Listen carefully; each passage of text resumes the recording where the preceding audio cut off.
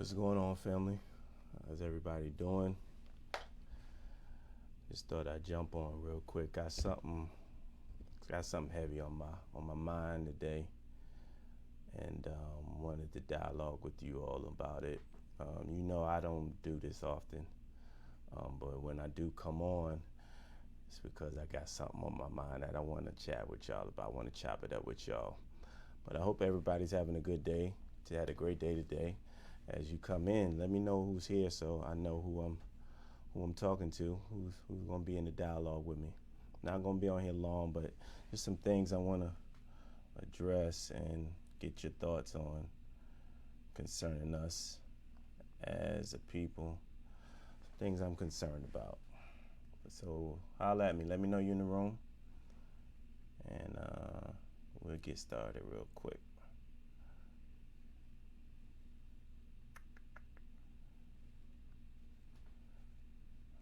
Who's here with me? I got 7 people.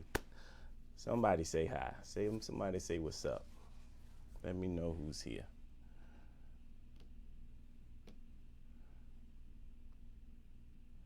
Let me see. Maybe I need to do it like this so I can see. All right. So look, I work for a company called Mending Fences, and the position I hold is I'm the administrative trainer for the company. So my task is to train the entire staff of the entire company. Two of the things that I do that I'm responsible for interviewing new applicants, as well as I'm responsible for doing new hire orientation.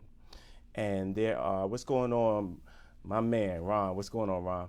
There's a couple of things that I wanted to bring to our attention as a people. I just want to talk to us as family. Topic of my discussion is dress for where you want to go. And I'm a little concerned because I'm seeing some patterns with us as it relates to us being in this pandemic and us pursuing gainful employment. And I'm noticing, that, of course, because of the pandemic, we can't interview each other or go through the interview process face to face in person. We have to do it virtually now. What's going on, Ms. Harris? It's good to see you. We have to do it virtually. So you're in front of the screen, I'm in front of the screen interviewing you. And there's some things I'm noticing that's got me concerned. And I want us to understand that we got to dress for where we want to go. So here's what I mean by that. First thing I'm noticing is that we've become very lax as it relates to how we attend interviews and how we conduct ourselves during interviews. And a lot of this is addressed to not just us as a people, but I want to talk to you millennials, my younger family, that these are things that I want to put in you that is going to help you be successful as you try to, go through your journey of being gainfully employed. The first thing you got to do, you got to dress for the interview. Look at me, I'm dressed. If I was attending an interview, I probably wouldn't wear this tie. I would probably wear something a little more basic. But this is how I would look when I go to the interview, no matter if it was virtually or if it was in person. What's going on, Ansel? Good to see you. Randy, what's up, bro? Orlando, good to see you, man. I would be dressed like this in front of the screen. And this is how I look when I interview people. And so I had that same expectation for the person I'm interviewing, that they actually dress for the interview. I don't know. It seems like there's been a memo that went out when the pandemic hit that said, when you go on these interviews, these things are no longer required because we're doing them virtually. And I've seen just about everything from sweatshirts to t-shirts to all kind of things that we're wearing to the interviews, and it has me concerned. Dress for where you're trying to go. It's still a job interview. You got to understand that your first impression is a very lasting impression, and I want to drop this nugget on you and then never forget this. You start talking to people before you start talking to people. I'm going to say that again. You start talking to people before you start talking to people. And I know that sounds crazy, but I'm unfolding in a little bit. But professionalism is always required, whether it's virtually or if it's in person. And what you've got to understand is that you have a brand. Yeah, individually, Every last one of you have a brand. I have my own brand, okay? And you're going to hopefully, if you're hired, connect your brand with the company's brand. Now, the company's brand is no stronger than the individual brands that comprise that company. So you have to have a strong individual brand. And the first thing you got to have is you got to look the part. When you go to the interview, dress for the interview. You know, be professional in your image. Now let's go back to that thought I was talking about. What's going on, Balak? Good to see you. Hey, cousin Iona, good to see you. Let's talk about that. You know, you talk to people before you start talking to people. One of the things, the components that I train the staff on is professionalism. I'm very passionate about it, something that I do a lot of teaching on. And to me, professionalism is a very strange concept. And the reason why I think professionalism is strange is because of this thing. In my view, everybody works in the professional environment, right?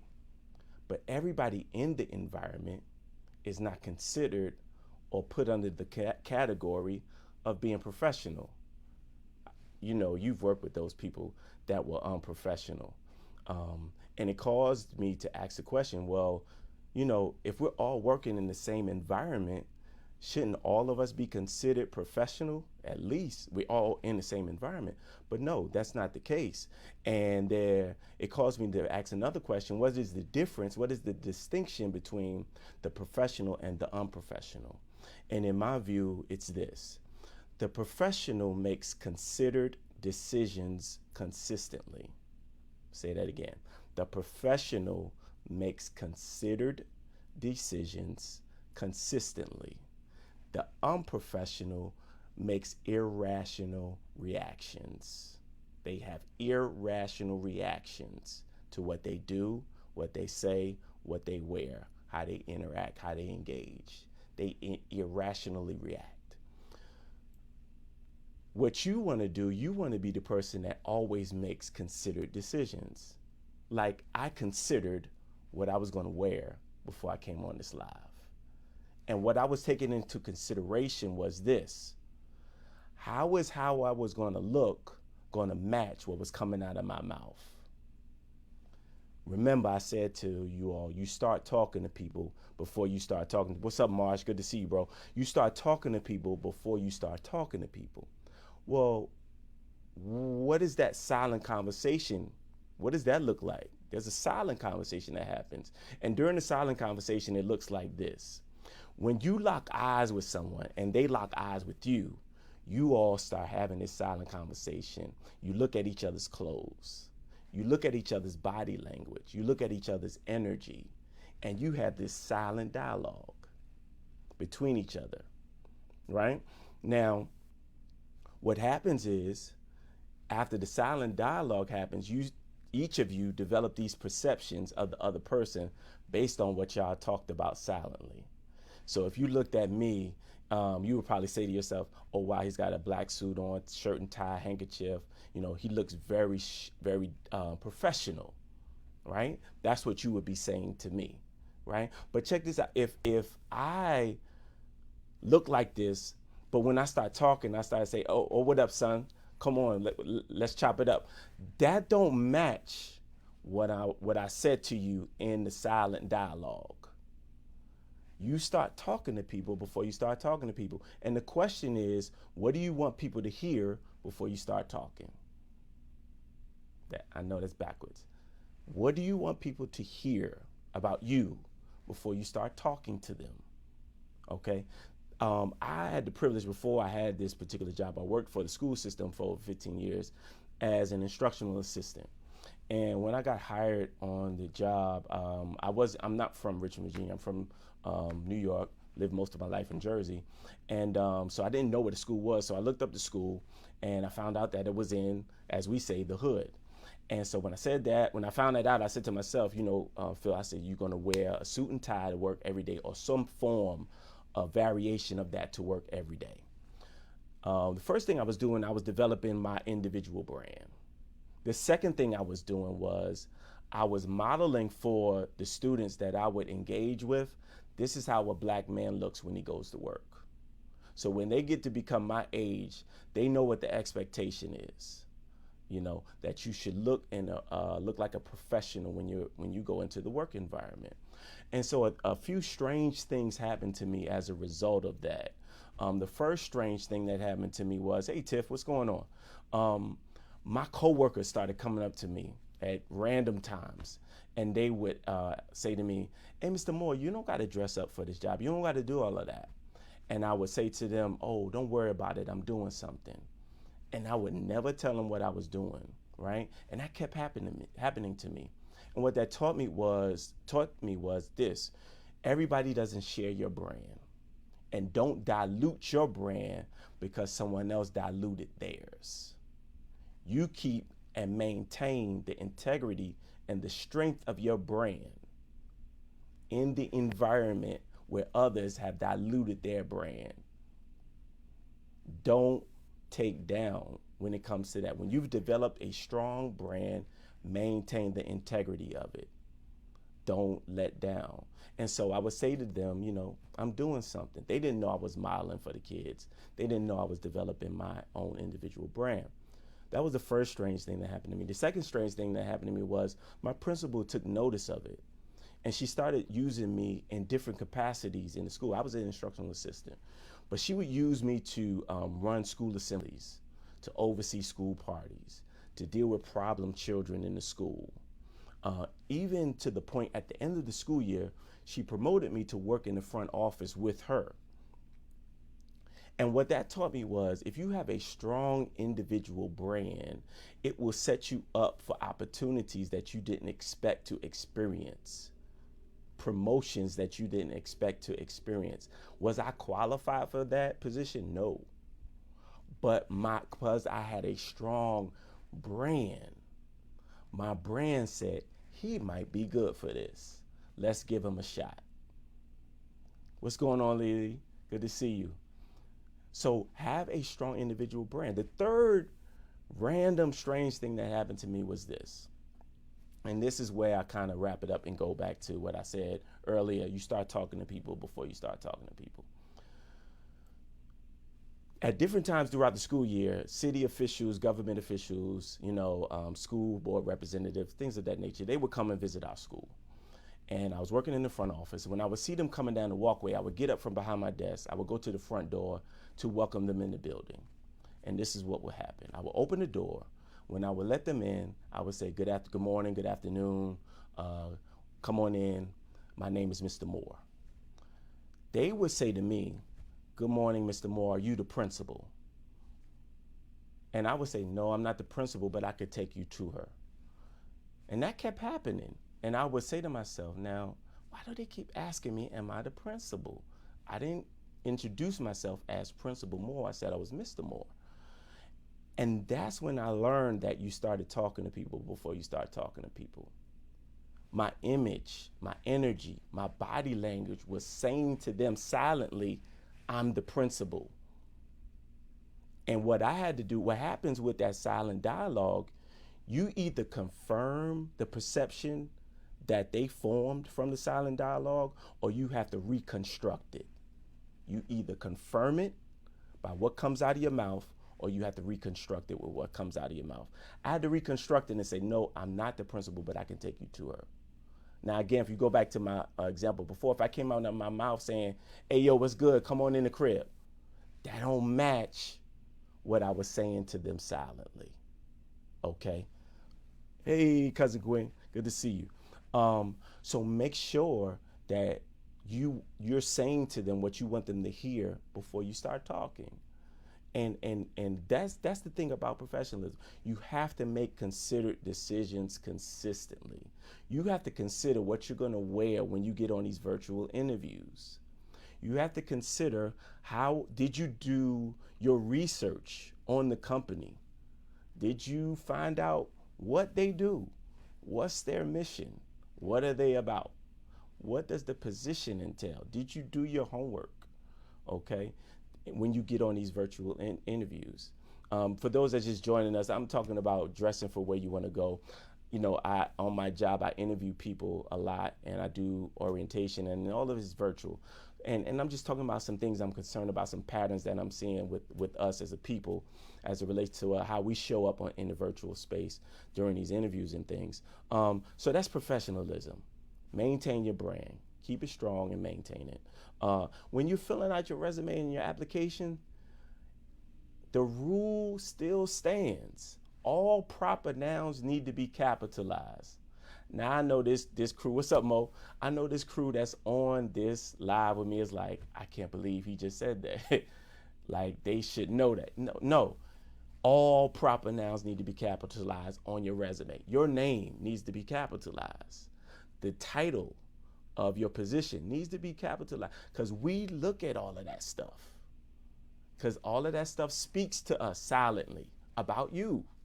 Did you take the time to know, one, that proper nouns need a capital letter, like your name? And did you do it? Did you take the time to capitalize that letter?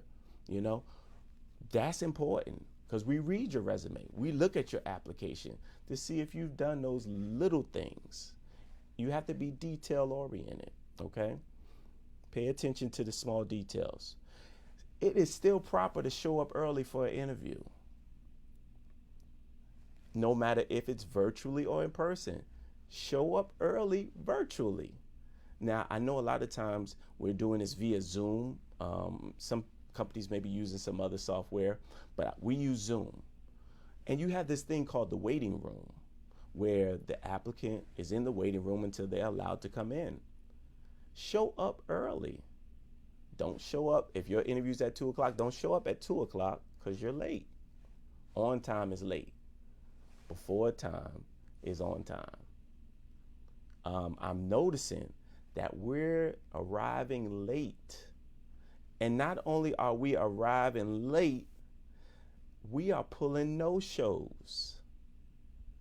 If you're not going to attend an interview that you agreed to come to, at least at the bare minimum, call those that you agreed to interview with and say, I won't be able to make it.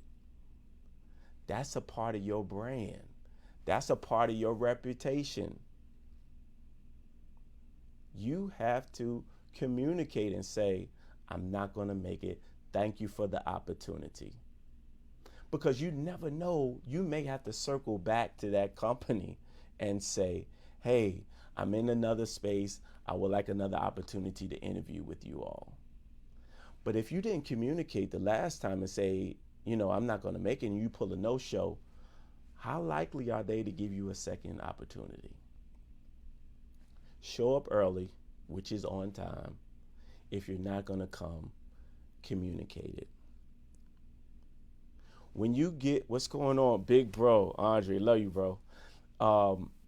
When you get in the interview, when you're allowed in, find a comfortable space to be in and stay there. Don't do a whole lot of moving. Now, I know we're in a pandemic. I know you got the kids home with you. I know the phone is ringing. I know this and that is going on. I know you may have attended the interview while you were at another job. Find a space to stay at and stay there. You don't want to be moving around a whole lot during a virtual interview. Because again, all of that speaks to us that you're not connected. You're disconnect. Once you start moving around, you're disconnecting. You're disengaging. Although you still may be looking at the screen, your movement says that your attention is on multiple things. So get to a spot and stay there, okay? Eliminate possible distractions. Yeah, I know the kids. I know there's things going on in your house. But before you get in that space, try to take the time to do all the precautionary measures to eliminate any possible distractions. Now, for the most part, I'm understandable when the baby's crying and you're trying to be on an interview. But everybody's not like me. So try to eliminate possible distractions. Don't use slang because you feel comfortable with the person you're interviewing with. Again, I'm talking to what's up, Chris? Good to see you. Don't use slang. You know, I know you're in your home and you feel comfortable because you're at home. You even dress down because you're at home. And we talked about that earlier. That's the whole topic of this thing. Dress where you want to go, where you want to be. Don't use slang because you feel comfortable. Maintain your professionalism. Okay? Use professional terminology and language. Because again, we listen for all of that, and all of that tells us about you. So be professional. Know what professional tasks are. If I ask you, what are some professional tasks that you're strong at, that you excel at? Know what some professional tasks are. Like being on time. Being on time is a professional task. Meeting deadlines is a professional task. Dressing professionally is a professional task. Knowing how to be a team player, professional task. Okay? Those are just some samples. Don't come to that question and say, oh, I don't know what a professional task is. Can you tell me what it is? Okay? And I'm finding that to be a pattern with us, that we don't know what professional tasks are.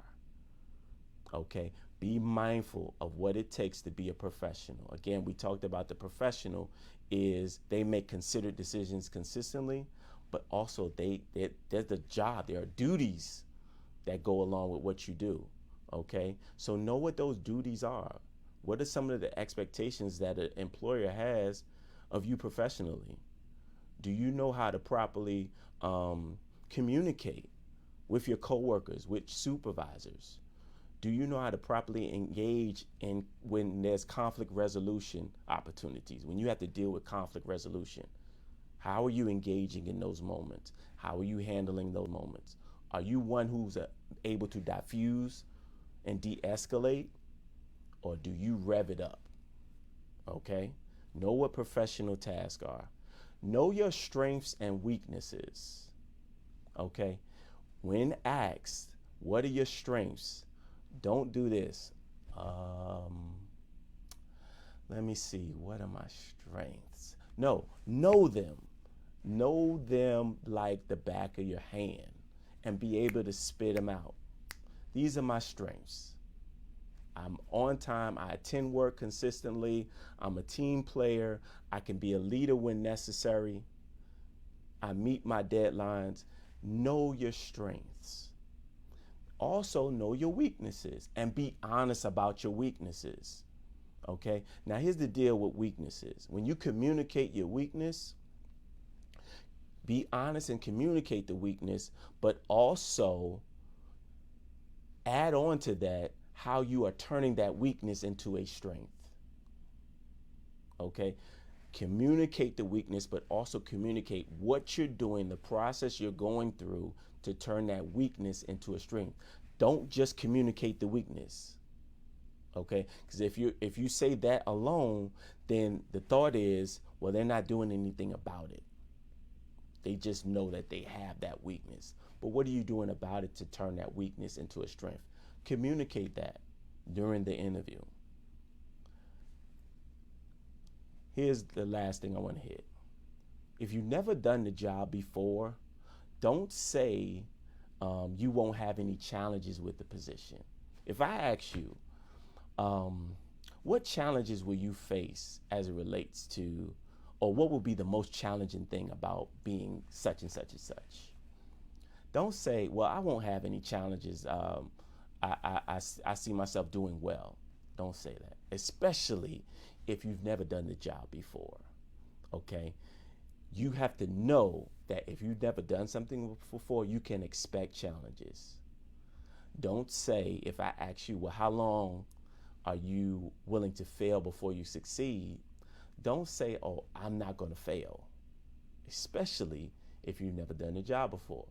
That's an unfair expectation, an unfair pressure you're putting on yourself. You're going to mess up sometimes. Communicate that and say, oh, well, I see that this might be challenging for me. This would probably be the most challenging part for me. And this is how I would handle it. I may ask for help if I can't figure it out, or I will continue to work at it until I conquer it. Something along that lines. Don't say, oh, I don't foresee any challenges. Because then you come off as the person that you're just trying to tell me what I want to hear so that you get hired.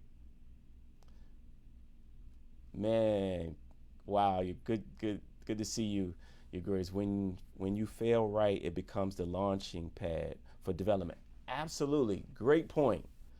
When you fail right, you set yourself up for development. There's a statement out there that says, I don't fail, I learn. I don't fail, I learn. From every time I don't quite meet the mark is a learning opportunity, whether I learn it on my own or it takes others around me who I'm connected to, whether that be my supervisors, my trainers, my coworkers, that allow me to develop and learn what I need to learn from that mistake. And I'm wrapping up. I didn't want to be on here this long, but you know, these are things that are concerning me. These are patterns that I'm seeing from us when we come to these virtual interviews. It is not a relaxed environment because you're sitting at home. Your home is becoming a professional environment when you enter the Zoom space. I'm gonna say that again. Your home transformed into a professional environment when you entered the Zoom room for the interview. So have that mentality. It is no longer home. It is the interview space. And I'm going to treat this space as in the most professional regard that I can. Well, I don't come on here often, but I come on here when I got something on my mind, when I got something on my heart that I want to share with you all and dialogue with you all about. I'm not going to take too much more of your time, but I thank you for joining me, and I'm going to get out of here. And I'll talk to y'all later.